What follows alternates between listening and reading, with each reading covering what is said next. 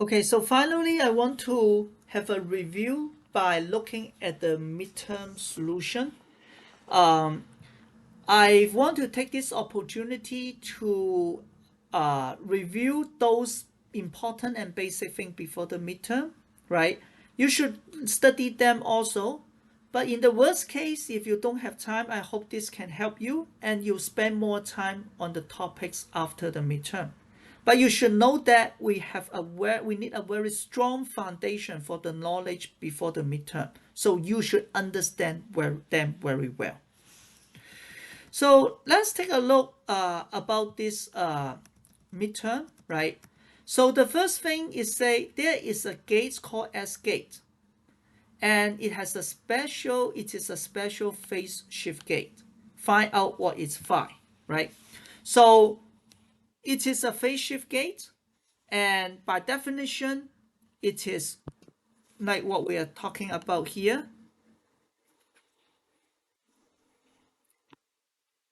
Uh, it is in the form of e to the power I phi, right? So because it's given as this, as a result, I equal to e to the power I phi. Cosine phi plus I psi phi equal to I, right? Then the only solution is when phi equal to pi divided by 2. Okay? And actually, the square of the phase shift gate is the Z gate, right? So I think you all know that, but still not all of them did it. All of you did it right. So maybe remind you how to do matrix multiplication. You first take this row times this column, right? So it is 1 times 1 plus 0 times 0. That's why you get 1. Then for the next one is this row times this column. That is 1 times 0 plus 0 times I, right? And that's why you get 0, right? Similarly, for the last one is I squared. That's why you get -1. So it is the Z gate. For this part, I ask you to find the eigenvalues and eigenvector of the Z gate. There are many methods, and I ask you to use the determinants method. What is the determinants method? It is that S minus I lambda equal to 0, right? How did we get this? Because for any matrix, right, S times the eigenvector must be equal to the lambda times the eigenvector. So, which is equals to lambda times I times the eigenvector. You move to the left, S minus lambda I, right, times the eigenvector equal to 0. This is a system of linear equation. You only get non-trivial answer if S minus lambda I equals to 0. This is the determinants method, right? So we have to be very careful, write it down, right? Here I did not do that. S is 1, 0, 1, 0, I, and then minus I times lambda. So it has to be I, 0, lambda, 0, 0, lambda. You do the subtraction, then you get this. 1 minus lambda, 0, 0, I minus lambda. And the determinant is again this row times this row minus the multiplication of this diagonal minus the multiplication of this diagonal, right? So that's why you get 1 minus lambda times I minus lambda equal to 0. Then you expand it, right? This becomes you don't need to expand. I have two things multiply equal to 0, then either this is equal to 0, lambda equal to 1, or this equal to 0, lambda equal to I. So I found the eigenvalue already. Now once I find the eigenvalue, I start do each of them for the eigenvector. Okay, for lambda equal to 1, I set up the equation, right? This is lambda equal to 1. The general state is AB, right? So 1 times A, right? This is 1 times A, I times B, right? This one give me what? A, I, B. And the right-hand side is A, B. Then I'm going to equate them. A equal to A. It doesn't give me any useful information. B, I equal to B. Now then that will be useful, right? Why? Because something times I equals to itself. The only possibility is b equal to 0, right? Because if b not equal to 0, then you have b divided by d times I equal to 1.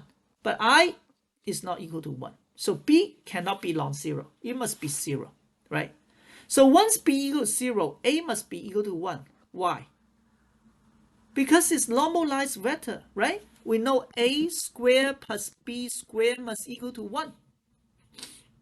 Okay? So that's why we have the vector as 1, 0 eigenvector. Then you do the same thing for lambda equal to 0. Lambda equal to I, sorry. Lambda equal to I. Right? For lambda equals to I. Now, then you just plug in, right? You have AB, and then your eigenvalue is I. Then again, what is the first term? A, I, B. This is the left-hand side, equals to AI, BI. Equates them again, right? A equal to AI, IB equal to IB. Again, like what we said before, A must be equal to 0, because if A is non-zero, then 1 equal to I, which is impossible. Then B has to be equal to 1. Then the other vector is 0, 1. Okay? Now, is it Hermitian? By definition, what is Hermitian? When a matrix A equal to its complex is a joint matrix, which is the transpose follows by complex conjugate, right? Then it's Hermitian. So let's try. What is the adjoint of S dagger of S? Then it's S dagger, right? So you have dagger. Dagger is what? First you do the complex conjugate, that's why it becomes negative I. Then you need to do the transpose, but because it's diagonal, it's the same, right? You don't need to do it. So as a result, it is not Hermitian. Okay? And since it's not Hermitian, it cannot be an observable, right? Just like today we discussed in the lecture about the measurement of the spin eigenvalue, right? This energy it does not have a real eigenvalue because it's not Hermitian. And here tell us already the eigenvalue is negative I. You cannot measure. Is it unitary? Now there are a few ways to check if it's unitary. One of them is just use the equation S times S dagger must be equal to 1 if it's unitary. Okay, we already found S dagger in the previous equation. Then let's just do it.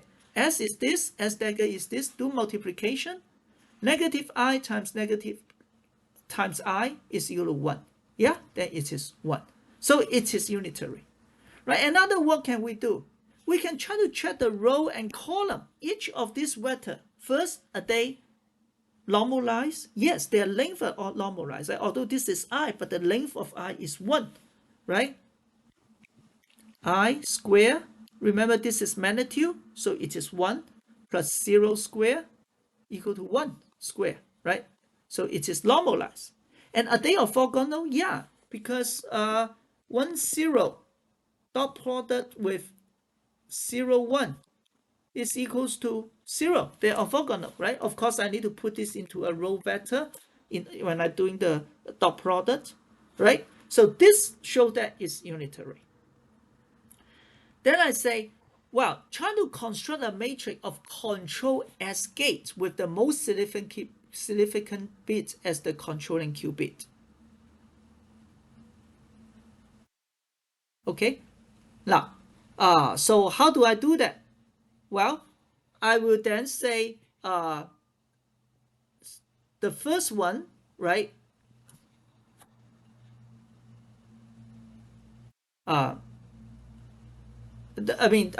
So in order to do that, we will do we have this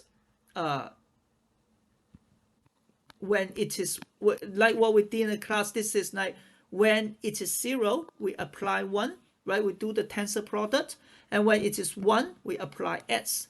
And so that's why you have 1, 0, 0, you apply this, and then you have 0, 0, 0, 1, you apply S. You do the tensor product, right? What is this when you do tensor product? it becomes 1 times 1001, 0 times 1001, 0 times 1001, and 0 times 1001. Remember this. That's how you do the tensor product. You should be familiar with this, right? And this gives us 1001. The rest are just 0, right? But we still have this term. That's why, which is going to put on the lower corner if you try to do it. And this part is going to give us 100i, right? And that's why you have this one. Okay?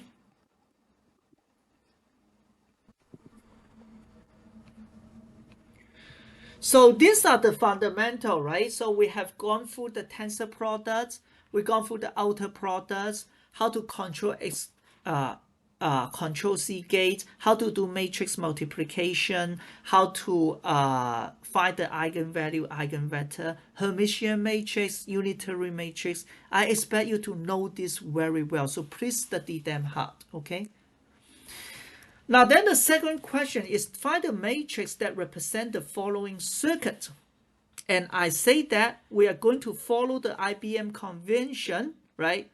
That what does it mean? It means the MSB is at the bottom, the LSB is on the top. And I gave you some of the matrix, particularly do you see the C0 gate is given in the form that the MSB is at the it is this C0 gate is having the MSB as the controlling gate, right? Actually, it's the regular one. I confused you. Okay, now the question is, what is the output if the input is 0, 0? All we need to do is to find out the right matrix. But the most important thing is that if you go from the left, is that you need to remember that when you write an equation, the vector is applied from the right to the left, right? But the circuit goes from left to the right. So what is the first gate we have? It is the NOT gate applied to the MSB, right? Because the NOT gate is here, MSB. So we need to put the NOT gate and tensor product with the identity gate. And then the circuit go from left to right. The signal will see Hadamard gates and the identity gate. We will go from the right to the left for the equations, right? So, but this time we have I tensor product H because I is the most significant bit and H is the least significant bit. Eventually, we have the control NOT gate. And this control NOT gate is the regular one with the MSB is as the control NOT. And that's why I came up with this form. It is equal, this circuit equals to control NOT times I tensor product H times NOT tensor product I. Okay? Then we need to find it, right? Now, I assume you know already. But look at this. What is NOT tensor product I?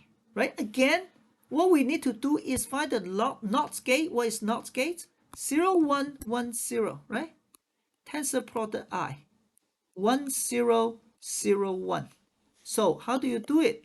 Again, 0 times 1, 0, 0, 1. 1 times 1, 0, 0, 1. And then 1 times 1, 0, 0, 1. And then 0 times 1, 0, 0, 1. Do you see that? And that's how we get this one. Right? That is the tensor product of NOT times I. We do the similar thing, right? I times Hadamard gate. I gave you Hadamard gate already, but just do not forget the 1 over square root 2. C0 gate is given. Then we do the matrix multiplication, right? I hope that you don't make any mistake anymore when you do matrix multiplication, right? How do we do that? For example, the first element is this row times this column, right? And then the second element is this row times the second column, right? You just do it, then you will get this matrix. Keep doing the multiplication, eventually you get this matrix, right? Now, actually the first question is to find the matrix representation of the circuit, right? So we found it. And then now we ask, what is the output if the input is 0, 0?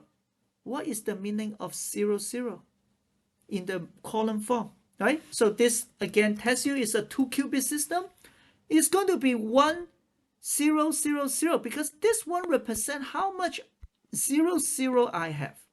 This one represents how much 0, 1 I have. This represents how much 1, 0 I have. And this represents how much 1, 1 I have. That's why it's 1, 0, 0, 0. When you get this done, just a regular matrix multiplication, it becomes 0, 0, 1, 1. And this is again how much 1, 0 I have. This is how much 1, 1 I have. So the state is 1 over square root 2, 1, 0 plus 1, 1. Is this correct?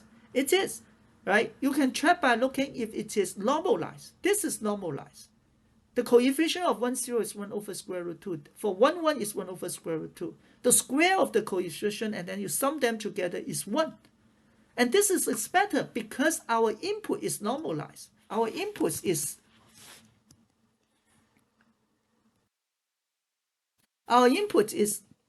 0, 0, right? So and all these are unitary gate. So the output should be normalized also, right? And then the last question is, if I do a measurement on the least significant bits, what is the probability I will get 0? Okay, now we look at this one. The least significant bits, it means I'm measuring the least significant bits. It can collapse to either 1, 0 or 1, 1. Yeah. So what is the probability I will get 0? 50%. And if it is getting 0, then it means it only collapsed to the 1, 0 state. The whole system collapsed to 1, 0. And the final state, this is correct. I normalized already because it's 1. It's not 1 over square root 2, right? So this one, I would like you to remember how to do the partial measurement. After you do the partial measurement, you need to normalize it, right? How do you normalize this? Do you remember? It basically is just after the partial measurement, you actually get this, but you need to normalize it by the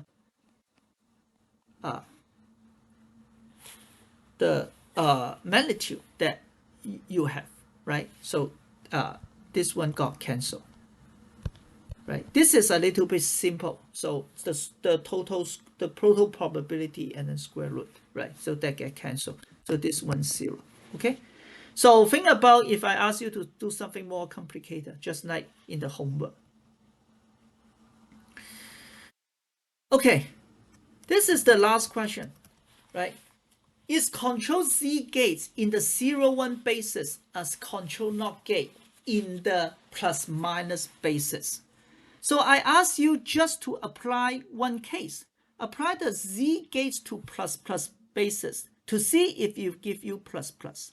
But why do we say that? Now think about this.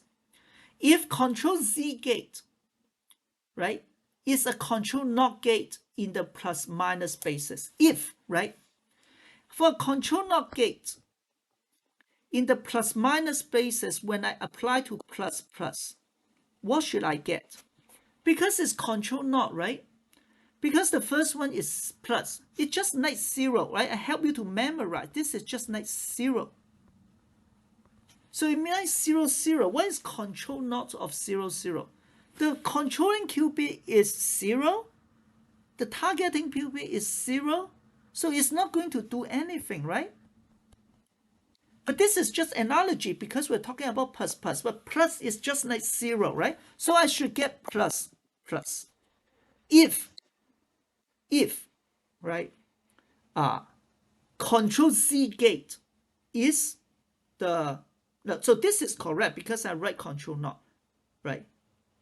But is control Z gate in the 0, 0 basis a control NOT gate in the plus minus basis? So I ask you to verify. So first, let's write out what is plus plus in the 0, 1 basis, right? So we try to write out plus plus is 0 plus 1, 0 plus 1, then you get 0, 0, 0, 1, 1, 0, 1, 1, then you get this full superposition, right? And control C gate is this one, right? Control C means when you are 1, then you have a phase change when the target qubit is 1, right? This is called the control C gate. Now I apply control C gate to plus plus. What do I get?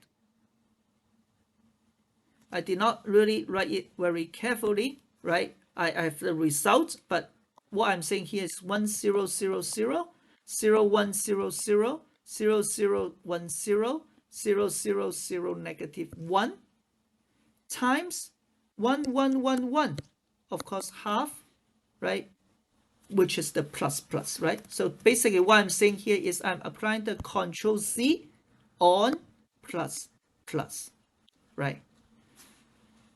It's not equal to plus plus because this phase got shifted, right? But I expect a control Z gate, control NOT gate will give me this, like what I just said, right? So as a result, the control Z gate in the 0, 1 basis is not the control NOT gate in the plus minus basis. So how did I come up with a question? Do you remember that was one of your classmates asked me about that? We know that the Z gate is a NOT gate in the Z gate in 0 basis is a NOT gate in the plus minus basis. But is control Z gate a control NOT gate in the plus minus basis? And that's why I have this question. Okay, so for the rest, I think I reviewed the most important parts already for the before the midterm, right? For those after the midterm is algorithm. Try to read them. I won't test you the algorithm. I won't request you to memorize them, but you are going to use the algorithm plus this fundamental knowledge to answer the questions. Okay, of course, we will test some Schrodinger equation also.